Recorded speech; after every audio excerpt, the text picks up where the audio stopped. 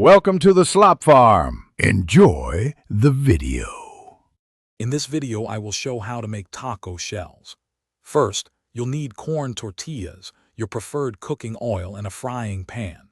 It's best to use fresh, soft corn tortillas as they are more pliable and less likely to break. Heat about 1/2 inch of oil in your pan to approximately 350 degrees Fahrenheit.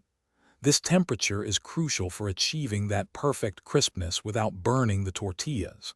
Get ready for delicious, homemade taco shells. Once your oil is hot, carefully place one corn tortilla into the pan. Let it fry for about 15 to 20 seconds, just until it becomes soft and pliable. This initial fry makes it easy to shape. Then, gently flip the tortilla over and let it cook for another few seconds.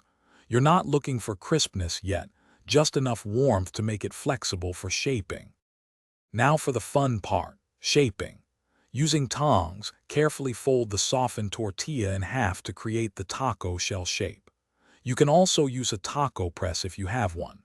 Hold the tortilla in this folded position for about 20 to 30 seconds while it continues to fry. Keep frying until it turns a beautiful golden brown and becomes wonderfully crispy, which usually takes 1 to 2 minutes total.